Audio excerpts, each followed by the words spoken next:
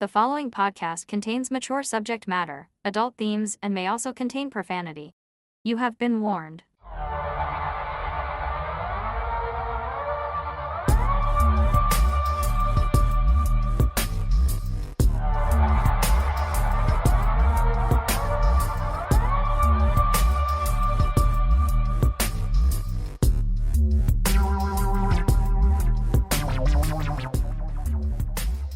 Hey everyone, welcome back to The Absurd, a podcast about things absurd. Historical things, mysterious things, and things going on. Things that are funny, things that are freaky, things that are frightening.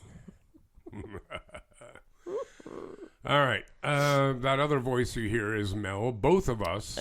Oh, sorry. Hi, Mel. Yeah. Oh, hi. How are you? Oh, She's rough. great. Mm-hmm. If you could tell by my voice, I am great. She is great. Grate. Yeah, last week was my turn. This week is her turn. Actually, Yeah. the week before was her turn as well. Yeah, I just, I've been sick a lot this winter. I I don't know why. I've still got it lingering. Yeah. My voice is still rubbish. Yeah, it's still going on. I've got post-nasal drip like a bastard. That's great. Yeah, and post-naval drip. Post-naval drip. Yeah, not naval as in ahoy mate, but I mean like, out of the belly button. I got it. Yeah. That'd be so gross. Do you know what? I saw a story a while ago about some dude who hadn't cleaned his belly button in like months and months and months and months. What? And had some horrific shit come out of it. Ew. Like small people who had been lost in there for years. But how do you not clean your belly button? Like when you're showering. I don't know. How do you like, avoid that? Well, even if you don't avoid it, like how does it not get water in there? Yeah, I don't know. You know what I mean? Anyway, it's really gross. Sorry, sidetrack. So you're, other than the cold, you're okay? Yeah, I'm all right. Good. I went out Saturday night for St. Patrick's Day, and Yes. that probably was not the wisest choice in terms of my sickness, but what are you going to do? It'll only set it back a bit. Like whatever. I'd still do it again. And Addison, is she better? Not quite. But is she better? She's getting there, yeah. Okay. Yeah. The Antibiotics are antibiotics, helping? yep, for sure. Good.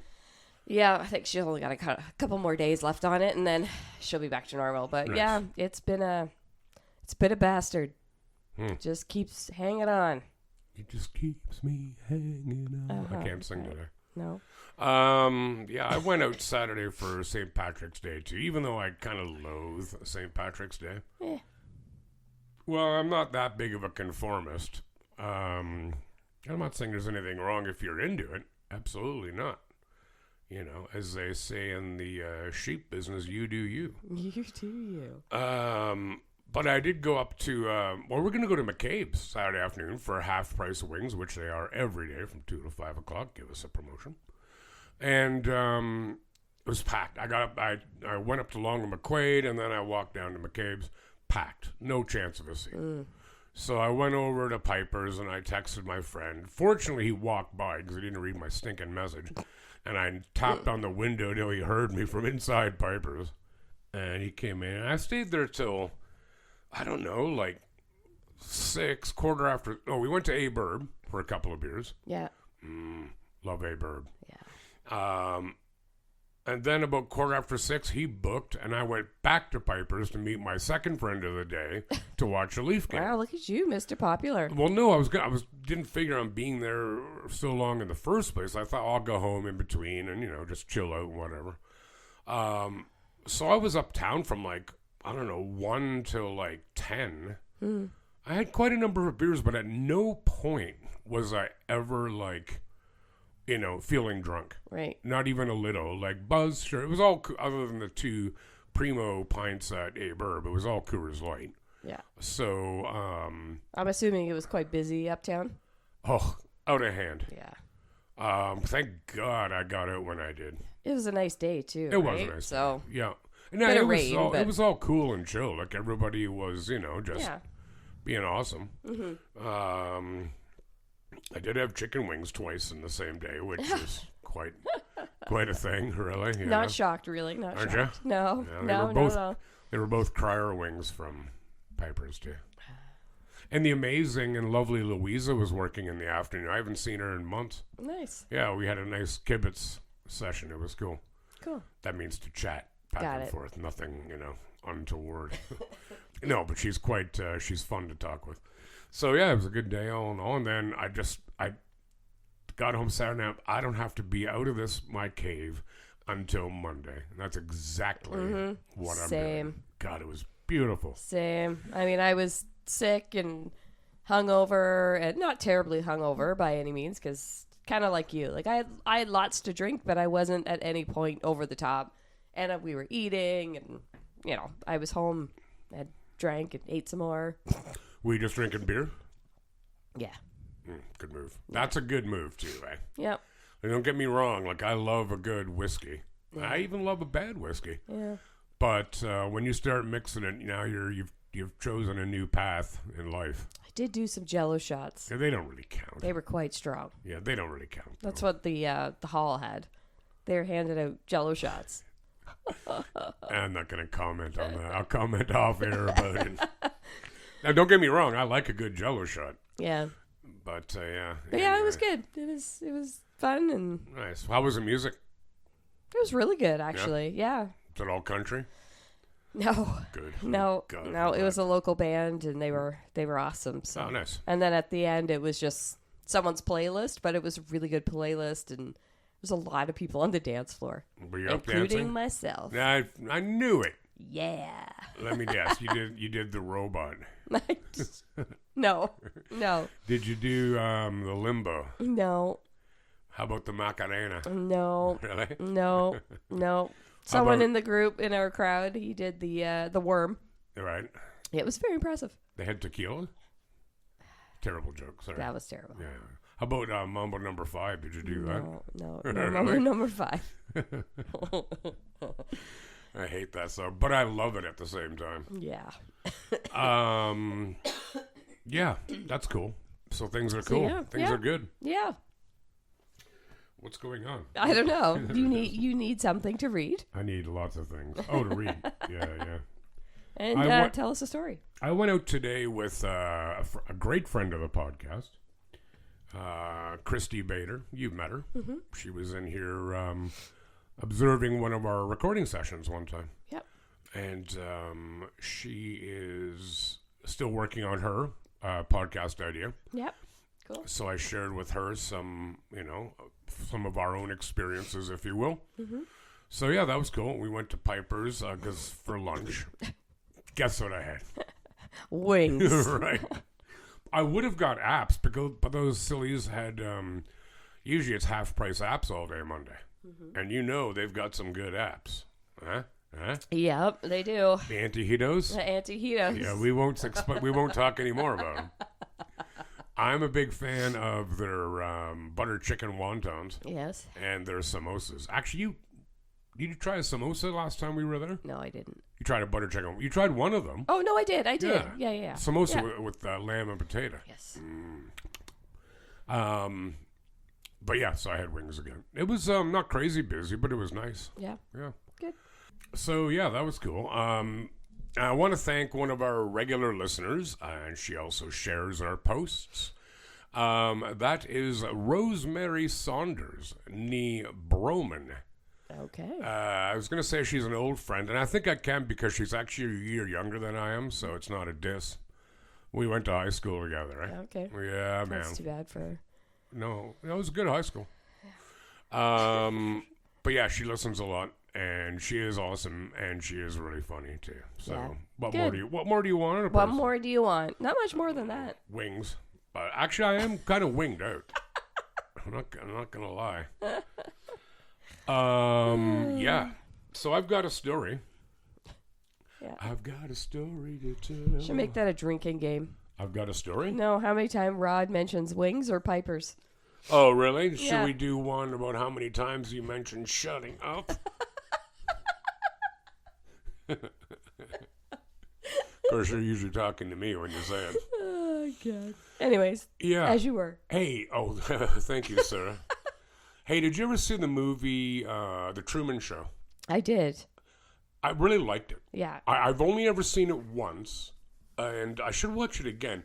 And it really does demonstrate that Jim Carrey, maybe you hate him, maybe you think he's just a hack, he can actually act very well. Yeah, he can. And it was a fantastic movie with a outlandishly interesting premise. Mm-hmm. Well, you think it's outlandish, you say. That's what you said. Yeah, I know, but I'm just Go ahead. pretending you said it. So, a man with intellectual disabilities living alone in China was unknowingly live-streamed 24/7 by villagers, turning him into an influencer. God, I hate that word. Influencer? Yeah, Yeah, it is annoying. Should be called manipulator. Yeah. Feng Ding Wu, 62, widely known as Brother Min, lives in a rural village in Kangshu, northern China. Feng, whose vocal cords and cognitive abilities were damaged in his youth by injuries he suffered while defending a friend, lives alone in a small decayed house after both his parents died. He reportedly survives by scavenging. Despite receiving a small government subsidy, locals say most of it is stolen by delinquents, leaving him struggling financially. In 2022, a video filmed by a villager called Feng showed Feng scavenging cabbages at night. It went viral on mainland social media. In the clip, Feng looks confused and mumbles, holding 2 cabbages stolen from a neighbor. The video racked up over 1 million likes, and Feng became an internet sensation for his funny behavior. Soon, Feng and other villagers started regularly filming his daily life. Feng is slow to react and often unaware of people around him. Feng would sneak up and suddenly shout his nickname, Brother Min, startling him. It's kind of a dick move. Mm-hmm. Upset by the scare, sometimes Feng would grab a brick to chase the filmer. Yeah, dude. Though he never actually hit anyone, except for one time when he accidentally struck himself. Sorry, Feng. Dude. Like, I'm on your side on this. I think they're behaving very horribly, but that is a little comic gold. So Feng can manage some daily tasks. So Feng and his friends also filmed him making dumplings in his dirty kitchen. Soon, cameras were set up everywhere, from the kitchen to his bed and even at the local shop. The videos on social media captured every aspect of Feng's daily routine, from feeding chickens to buying cigarettes and counting money in his bed. Most viewers assumed he had no idea he was being watched. Feng does not have a social media account, but the topics related to Brother Min have racked up more than 700 million views. Wow. Reports say Feng and his friends spent most of the money they make to improve Feng's living conditions. Okay, well... Yeah, there's some redemption. Some good out of it, Yep. yeah. The exact amount they earned from the online traffic has not been disclosed. Feng also treated Feng to beauty treatments, films, and even nightclub outings. The rise of Brother Min has sparked much attention online, with many comparing it to a real-life version of The Truman Show. In the film, the main character, played by Jim Carrey, discovers that his entire life is a scripted reality show, with the whole world watching him. One online observer said, although Feng and the villagers joke with Feng, they respect boundaries. However, one person expressed concern. Feng does not even know he is famous. Have you ever asked if he is okay with being filmed? It's a good point. Mm-hmm. Also, a lawyer said, as a disabled person, harassment and surveillance could lead to cyberbullying. Local authorities need to consider whether they have neglected their regulatory duties. As of writing, Feng and other major accounts that live-streamed Feng's life were no longer searchable. In March, present day, a villager said Feng had been taken by relatives and left Kangshu. though this has yet to be confirmed. A notice reading, "No one is home," was posted on his door. Wow. Yeah, like, what do you think? What do you think of all this? Well, I don't like that he's being recorded and he doesn't know. Mm-hmm. That part I'm not okay with. Because there are a lot of private things you do in your house, too. Yep. Not to mention just sitting there. But, you know, you don't want people to be seeing that no matter what. No, that's right. I don't really like it. But he's none the wiser. Ignorance is bliss. Yeah, I mean, I guess so. And they're at least giving him some of the money, I guess, to help him. But in what regards are they? Yeah, I agree with you. Like, I don't think it's right. No. But the fact that he's disabled is, in my mind, a little bit irrelevant. I shouldn't say that. It's not irrelevant. Mm-hmm. But that's not why I object to it. It's another No. reason I object to it. Right. The main reason is he doesn't know about it. It wouldn't matter who it was. It's still not okay. That's right. Right? And you said, of course, ignorance is bliss. Mm-hmm. And, yeah, I mean, I don't know if that's true here. Like a lot of expressions we use, that's not the whole thing. And I did have to look it up, even though I thought I knew it, but I wanted to make sure. So the full saying is, I'll paraphrase it into modern English. Ignorance is bliss when 'tis folly to be wise. In other words, it's a good move not to be aware when it could hurt you to know the truth. Right. So, Right. you make an interesting point. Right. Your argument is interesting. Mm-hmm. But your other point too, like, you know, it says that they filmed him in his kitchen and at the local store and in bed. Well, I don't know about you, but you know, Go on. wow, there's some parts of Rod Time that aren't open for public exhibition. You know, but even if it's that, like, you know, if you're walking around the house, you know, you're fully clothed, everything's cool, but, you know, like, who doesn't give the occasional little pick, you know, or like, right? The occasional little bit. Well, you know what I'm That's saying. not where I thought you were going with that.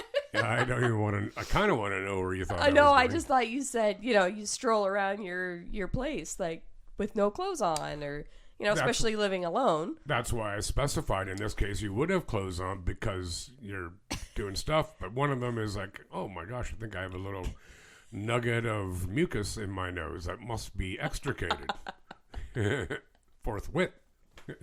Right. You know? Right. Yeah. I know nobody wants to see that. No. You know. No. I'd probably. This is weird, but I'd probably feel more comfortable with it if it was just, say, the living room or something like that, or Sure. just the kitchen, Right. like him cooking stuff. Well, and But when you're in like his full private areas, no pun intended, but it's private area, yeah, I mean, right? I don't know. I don't know. Yeah, and plus this poor bugger, like, I wouldn't like it. I wouldn't. Oh, I wouldn't either. And you know, if you're surviving on cabbage, that's pretty sad. Yeah. Like, I like some good coleslaw, but I can't same. eat it all the time. So I feel bad for Feng. Why wouldn't they tell him? Did Well, it I say think why? No, but Or I they think that just- was the joy of it, Oh. right? And I don't know, man. It's pretty draconian, pretty like Big Brother-ish, even though it's not the government. Right. Who cares if it is or isn't, right? You get out of my house, you bunch of losers. Hey, Right. I got picking to do. It's Grinning and a picking to picking. No, it's picking and a grinning. I forgot. picking and a grinning. Yeah, so that's China. Wow. I mean, I don't think that happens everywhere in China, but that happened Well. in China. It's yeah. You got something for us? Yeah. Beauty, eh? Lay it on us. Do you? I actually got a couple baby stories. Oh, I see. Like your own babies? No, not my Okay, good. babies. All right. I don't do these things. Huh? I said I don't do these things. Well, how do I know? Well, let me tell you. All right. Oh, and yes, I like babies. Okay. Unless they're dicks. They can be. Of course they can be. They're Yeah. human beings. They Yeah. have personality. Yeah, I know. Like my neighbor. Her baby's a dick. She's not really a baby though. No, I'm pretty sure she stole my waffles. What? I made that up. All right, Okay. sorry. Babies. Babies. Hey, baby. It's hard to believe that for a brief period of 6 years, it was possible to mail a baby or small child through the U.S. Postal Service. Dang. Yep, you heard it right. It was legal to mail a baby in the U.S., and it happened more than once and by all accounts. In 1913, the U.S. Postal Service introduced parcel posts. Ooh, that's a lot of P's. Mm. Before then, all packages sent by mail had to weigh 4 pounds or under. With the commencement of the parcel service, people could now ship anything below 50 pounds. But almost immediately, it had some unintended consequences as some parents tried to send their children through the mail. According to the National Postal Museum historian Nancy Pope, the first known case of a mailed baby was in 1913 when Mr. and Mrs. Jesse Belage of Glen Estate, Ohio, shipped their 10-pound infant son. 10 pounds, that's like a baby. Yeah, that's pretty new. That's like... that's a fresh model. That's a very fresh one. Yeah. Shipped their 10-pound infant son to his grandmother's home about a mile away. Oh, well, okay. Paying Weird. 15 cents in postage and springing for $50 in insurance just in case something bad happened. Ooh. I smell a corruption approach. Yeah, I smell a scam. The quirky story soon made newspapers, and for the next several years, similar stories would occasionally surface as other parents followed suit.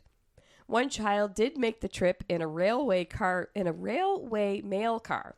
5-year-old May Pearsoff was sent from Grangeville to Lewiston, Idaho, to visit her grandmother on February 19th, 1914. May was just under the weight of 48.5 pounds. This is like luggage, when you weigh your luggage. Yeah, yeah. And her parents realized that sending her by mail would be cheaper than buying her a train ticket. Except one difference. Luggage doesn't normally have to eat or have water. No, usually not. They attached the postage, 53 cents in parcel post stamps, on May's coat. And she rode in the train's mail compartment all the way to Lewiston. Wow. She was personally delivered to her grandmother's home by Leonard Michael, the mail clerk on duty. So they didn't even come get her off the train. Yeah. Just deliver her. Yeah, is the kid here yet? Yeah. This is like the story you did last week with the dude that mailed himself. I was thinking that. Yeah. Over the years, these stories continued to pop up from time to time as parents occasionally managed to slip their children through the mail thanks to rural workers willing to let it slide. Some children were shipped quite far. Edna Neff, 6, was sent 720 miles Oh, wow. from Pensacola, Florida, to Christiansburg, Virginia, where her father lived. Finally, in 1915, several newspapers, including the Washington Post, the New York Times, and the LA Times, all ran stories stating that the postmaster had officially decreed that children could no longer be sent through the mail. Good move. While the odd practice of mailing out kids might seem as incompetence or negligence on the part of the mail carriers, it was more as an example of just how much rural communities relied on and trusted local postal workers. Here you go, stranger. Please take my child and ship them over there. Yeah, like 4 states away, Florida to Virginia. The things that people will do their own children is beyond. Well, there's no, so the last one was 6, the one before that was 5. But the baby? Baby. I know it only went a mile, but still. Yeah, but a 5 and 6-year-old, how could they not have been scared? Oh, 100%. Like a 1-year-old, not a 1-year-old, I mean, like a 10-pound baby, they don't really get scared. They don't know what's going on. They don't get scared. They get hungry, they get cold, they get tired, they get gassy. Yeah. Right? But they don't really know like fear. Me. Yeah. Yeah, it is very much like you. But the 5 and 6-year-old, they'd be cogent, you know what I mean? They'd be like, hey, go this hang isn't out in the home. belly of this train for a while and in the dark and just hang out. Right. I wouldn't even want to do that to my dog, let alone my Your baby. dog probably would dig it. Yeah. I don't think she would. But anyway.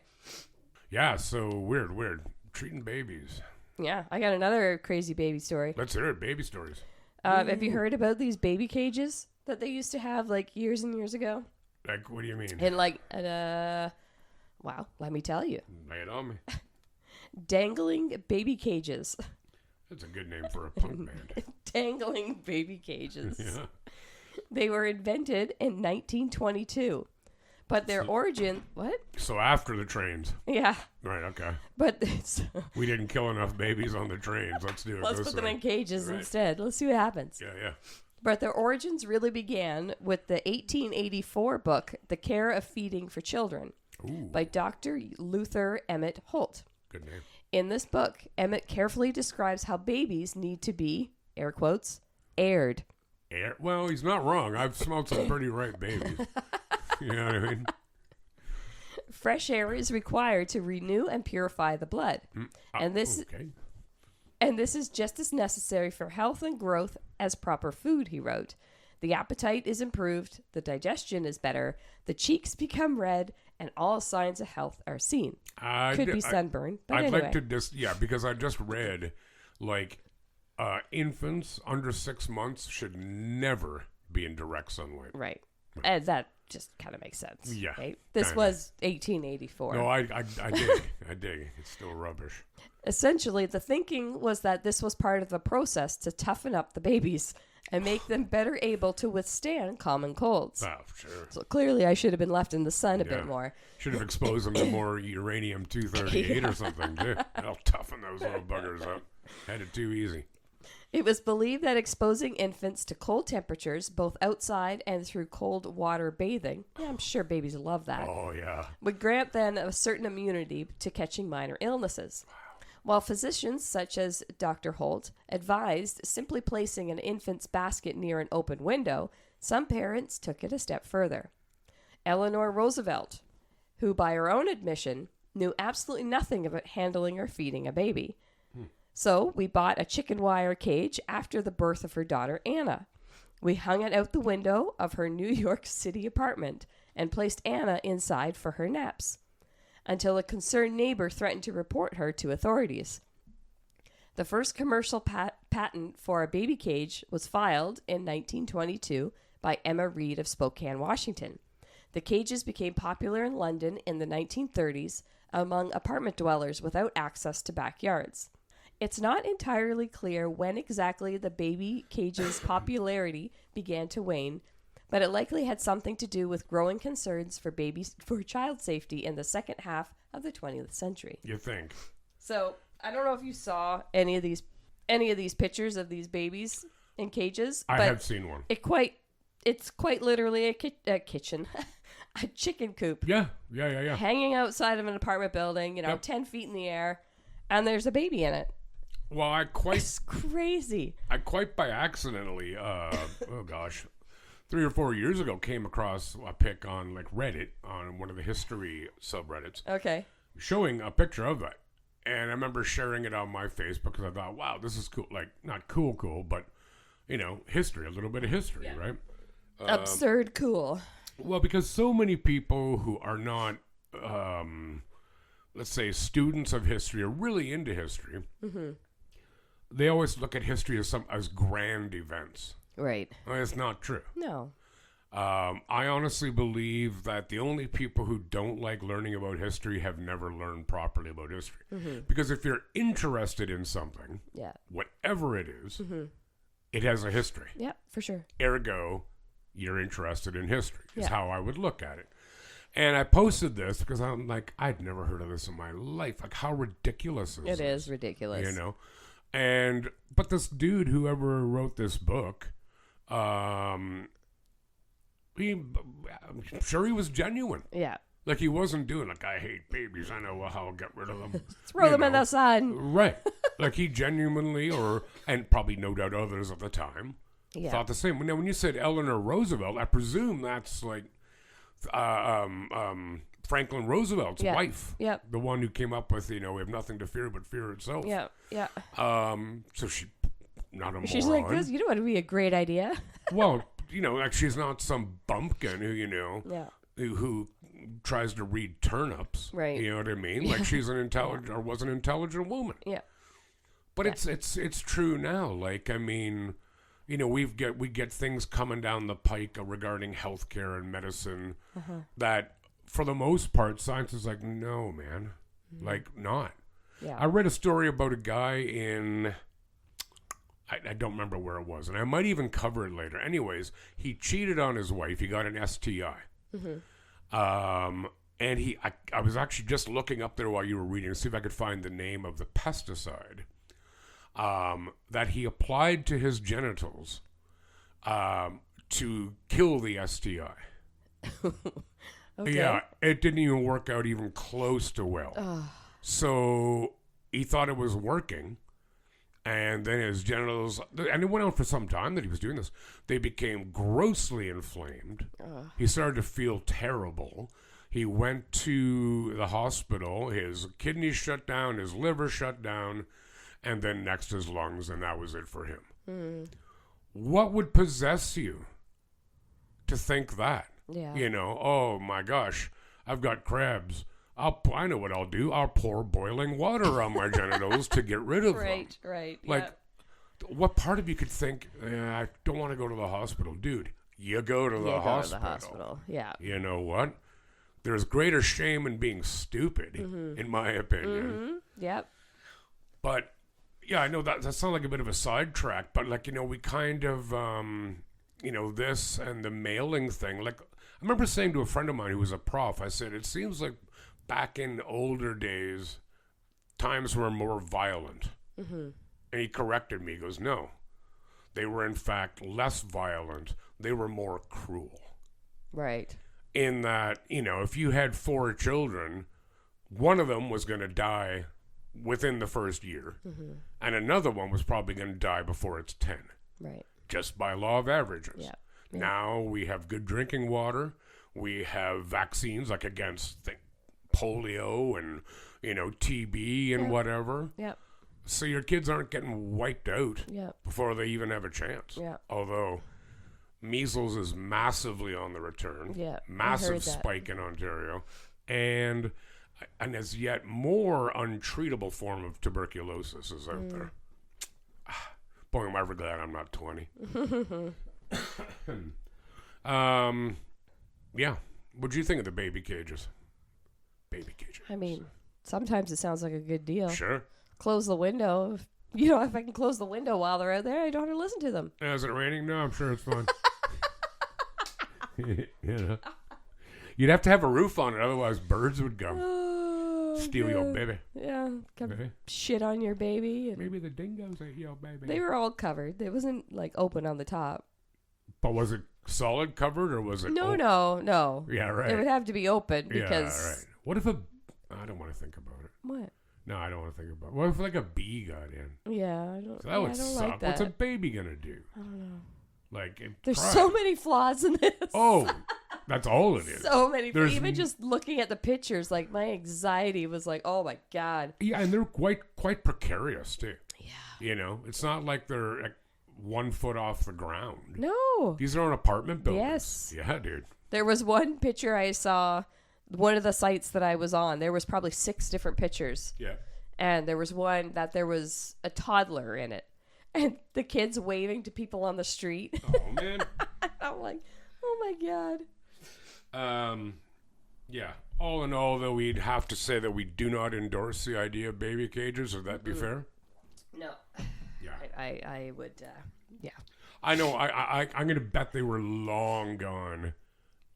Well, should find out before I put my foot in my mouth. But I don't think it said they were gone by most of the midway through the 20th century. Yeah, I'll bet you they were long gone and quick gone. Oh, yeah. And I'll bet you something horrible happened. Probably.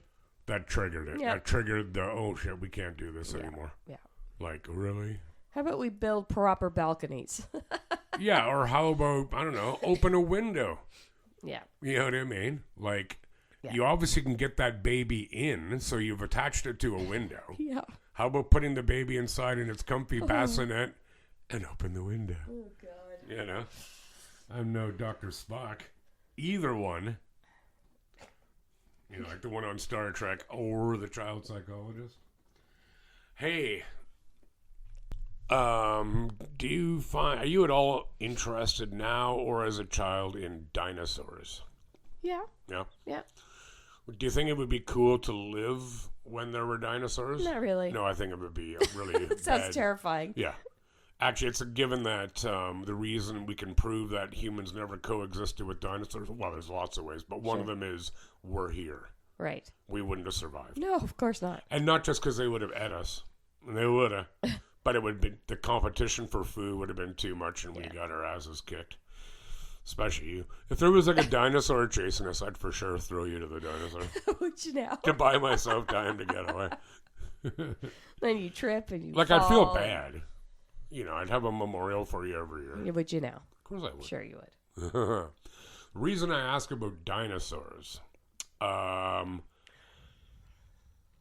going to go out on a limb here. I'm going to be Rod. You know what I mean? And I'm going to say, I don't care if anyone doesn't think that there's a real case of climate change going on, you're gravely mistaken. Yeah. There's no way that we're doing everything we do in our existence, all the products we have, myself included, all the services we have, and it's not having an impact on the greater global ecosystem. Mm-hmm. There's all kinds of evidence of rising temperatures. Right. Now people are like, oh, if it's so cold, how can there be global warming? Don't even start on me. Yeah. Right? We're talking about averages. And in fact, it's almost certainly we're already past the tipping point.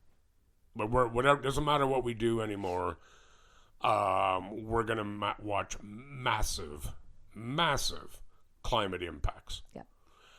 And one of the big concerns, well, imagine, for example, like if there was a dinosaur frozen in the ice, but it really wasn't dead. It was only sleeping. And it came back to life. Do you think Is that what happened in the movie Ice Age? Is that like a Disney thing? Yeah. Yeah. Or Pixar? Absolutely did not see it. Anyway, sorry. That's I could be okay. totally wrong, but... But listen to this. Yes, go All ahead. right, I want you to get in your comfy chair.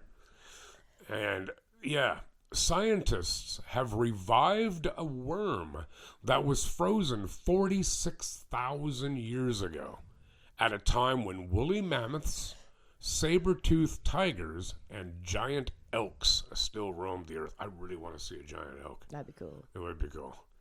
So the roundworm of a previously unknown species survived 40 meters or 131 feet below the surface in the Siberian permafrost in a dormant state known as cryptobiosis. This is according to a professor emeritus at the Max Planck Institute of Molecular Cell Biology and Genetics in Dresden. I went to school there, actually. And one of the scientists involved in the research. No, I didn't go there, but it's a cool name. Organisms in a cryptobiotic state can endure the complete absence of water or oxygen and withstand high temperatures, as well as freezing or extremely salty conditions. They remain in a state between death and life in which their metabolic rates decrease to an undetectable level. One can halt life and then start it from the beginning. This is a major finding, he said, adding that other organisms previously revived from this state had survived for decades rather than millennia. So this is not out of the blue, but for the length of time this thing has been in this cryptobiosis is unheard of. 5 years ago, scientists from the Institute of Physiochemical and Biological Problems in Soil Science in Russia, I also went there too, found 2 roundworm species in the Siberian permafrost.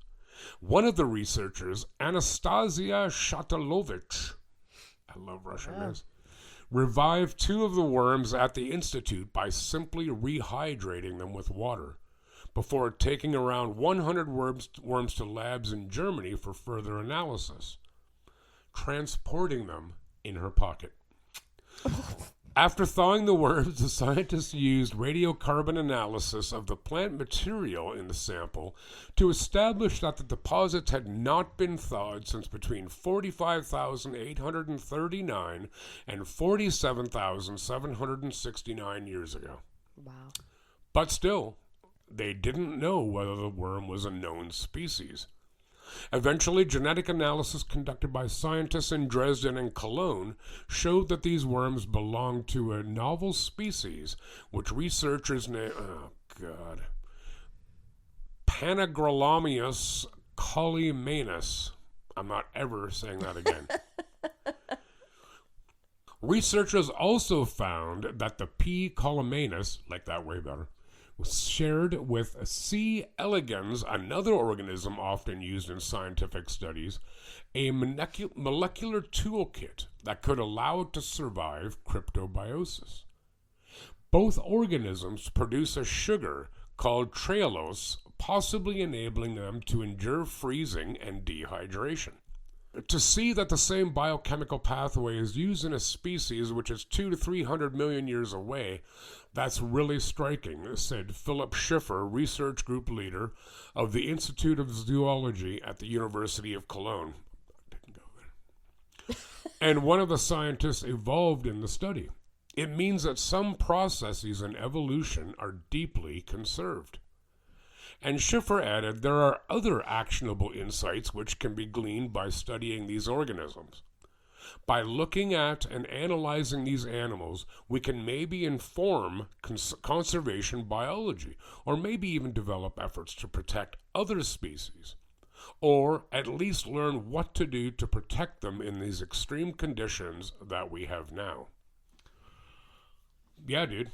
Ancient worms. Oh. It amazes me what we can still find. Oh, yeah. Right? And what we haven't found. Yeah, well, I don't remember what the percentage is, but it's less than 10% of the ocean's floors that we have mapped. Yeah, I don't even want to talk about that because that terrifies me to no end. Like, there's not going to be some massive kraken kind of beast living down there. No. I guarantee it. I promise you. I know, but it just terrifies me. Oh, yeah, dude. Because we just can't get down that far. You can, but you're not coming back up. Yeah, exactly.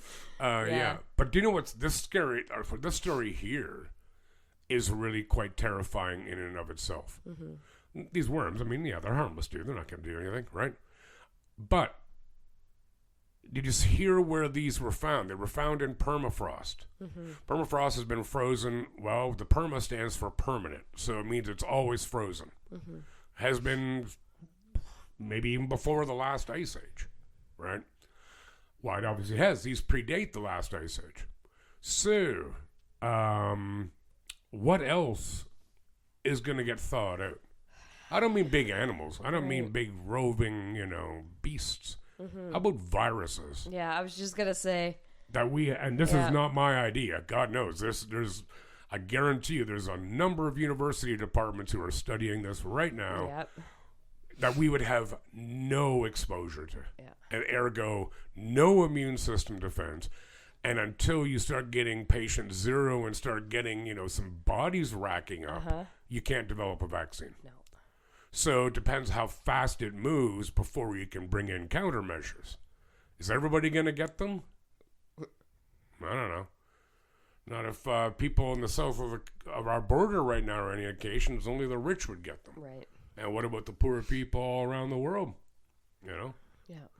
So that's scary. Yeah, that is scary. Damn right. Like that's, when people say, we're going to destroy the world's going to go on. Mm-hmm. Absolutely it will go on. We may not be part of it. We may not be nobody here, but right, and we're already. It's already considered that we're in like an extinction phase. Not us, but with the number of plant and animal species, it's like the sixth extinction is what it's called. Mm-hmm. So just like the dinosaurs, we're in another one. Yeah. Scary shit, dude. It is scary. Yeah. So let's leave viruses. You got something for us? Yeah. Any lighter? On that pleasant note. Yeah. Nobody's died yet. That was good. I'm going to keep that sniffle in here. All right. Okay. You got it. Let's have it. Ooh-wee. A teenager from India has broken the Guinness Book of World Record for having the hairiest face. Ooh, good one. Lalit Patidar. Oh, his 18. name's not Harry? No. Oh, bummer. He's only 18. Yeah, well, good for him. Hence teenager. Won the award last month after, it's amazing how they even measure this, Yeah, I want to know, actually. 201.7 hairs per square centimeter Whoa. were measured on his face. How many do I have? I don't know. Okay. Patidar has hypertrichosis, also known as werewolf syndrome. Really? Yep. Cool. A rare condition that causes excessive hair growth on the body. More than 95% of his face is covered in hair, Wow. making Patidar one of the only 50 documented cases reported worldwide since the Middle Ages, making him 1 in a billion, the organization noted. Patidar flew to Milan, Italy, where he appeared on the television show Lo Show di Record, where he had the hair on his face measured to determine if he was the new record holder. I am speechless, he told the Guinness after receiving the award last month, adding that he is very happy to get this recognition. While Patidar has learned to embrace his uniqueness, it wasn't always so easy. He recalled how kids at school feared him when he showed up on his first day. Well, yeah. They were scared of me, but then they started to get to know me and talking to me, and they understood that I was not so different from them. It was just on the outside that I looked different, but I'm not different inside, he said. He now shares his day-to-day life with fans on social media and boasts 226,000 followers on Instagram and has more than 108,000 subscribers on YouTube. Wow. Patidar is often told by people that he should get all the facial hair removed, but he refuses. There's not much to say to people about that, he says. I tell them that I like how I am and I don't want to change my look. So there you go. I was looking at pictures of him too, which are quite... Okay, so I'm just looking this up. Yeah. Look back at the beginning. How many follicles did he have per square centimeter? It was like 201.7 Okay, so hairs per square centimeter. values for facial hair follicles range between 20 and 80 follicles per square centimeter. Oh. So yeah.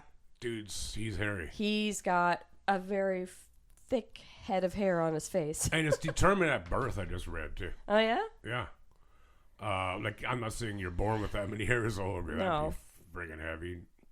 Oh, congratulations. You gave birth to a loofah.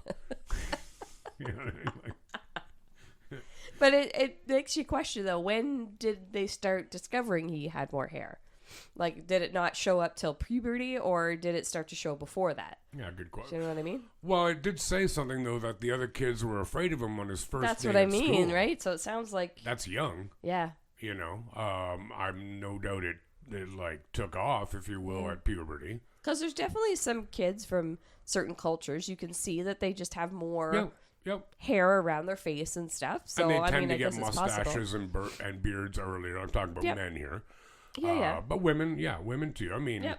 you know, we certainly know women can grow mustaches. Sure. Well, most would, if they didn't. It wouldn't be generally as bushy as like a man's. No. But that most women would grow one. Yep. If left unattended. Yep.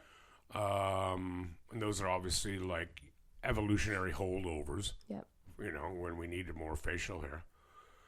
Oh no, never mind. What? But I wonder if his like pubic hair is as resplendent. Yeah, so I want to. You've got a picture of him? Yeah. Okay, cool. I want to see. Yeah, I want to see that. I want to use that for an infographic. Absolutely. But I Yeah. wonder. I have no idea what he looks like. Like, does it look like he could eat okay? And like, how long is it looks there? like it's trimmed around Oh, a that's bit, good. but it really is just like eyes. You can't see He's like cousin any of his It. kind of 100%. How does that not get really itchy? I don't know. Like, if I don't shave for like 3 days, Yeah. it starts to itch, especially But if my it's beard. that long though, it probably doesn't itch. I don't know, man. You get ingrown hairs and shit. Well, if you shave it to the skin. Yeah, but he's not. No. Right. So he's getting ingrown hairs and stuff. Has to. Doesn't he? I don't know. I'm not really into like. No, I think it's only when you shave to the bone.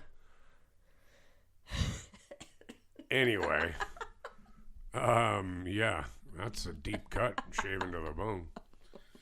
Yeah. Anywho. So that's the hairy dude from India. Yeah, the hairy dude. Yeah. Well, I guess if he's happy with it, whatever. If he's dude. accepted it, Yeah, move on. You know, might as well just keep going. Because that would be a lot of work to cost a fortune in razor blades. Yeah. Right. Well, you'd and have shaving to get cream. Imagine covering your whole face in shaving cream and walking around. Bleh. You'd have to get laser done. Mr. Foamy. So they'd call you. Yes, you would have to get laser done. Yeah, like a big space laser. Right? Yeah, what's wrong with us? I don't know. We're both got colds. We're both tired. I know. Yeah, man. That was a good story. Yeah. Both your stories were good today. Thanks. So yeah, you got some stuff you want to say to our people? Yes. Yeah, you do. I know you do. You guys should go check out our website at theabsurdpodcast.ca. You'll find our links there to Facebook, Instagram.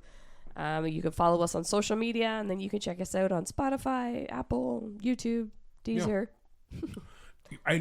Funny you say that, because remember how I said the other week, I met a person, my cousin, who uses Deezer. Yeah. And last week at bingo, yes, I lead a very rugged life. A friend's daughter was there, and she used to come every now and then with her grandmother. She uses Deezer. And I'm like, whoa, you're the second person, because I introduced her to the podcast. Of course I did. Yeah. And I'm like, you're the second person I've ever met in my life who uses Deezer. And she goes, well, my dad uses it too, who I also know. I'm like, whoa. I'd never heard of it a year ago. Never heard of it. But people are obviously digging it. Yeah. So it must be good. You know. All right. But yeah, what Mel said, check us out on Facebook and Instagram. We're on TikTok. We're on TikTok. What am I, from Boston? Yeah, we're on TikTok. And we are slowly building ourselves a page on TikTok. We have a couple more merch products that may be available. Mm-hmm. So I am going to add those to our merch video, and I'm going to put it out. I'm going to put it out tomorrow, regardless. Okay. I've decided. I've made a professional, executive decision. And I think that's about it. All right. I think that's about everything. So thank you again, everyone, for stopping by and listening. We hope you enjoyed the show. And if this is your first time, please check out our other episodes and tell a friend, tell an enemy, tell a family member. Give us 5 stars. Yeah, we love stars. Yes, that helps us. That helps us grow and continue bringing you the fabulous content. Oh, my God. Easy now. All right. Thanks again, everyone, for listening. Take care of yourselves and one another, please. Bye. Goodbye.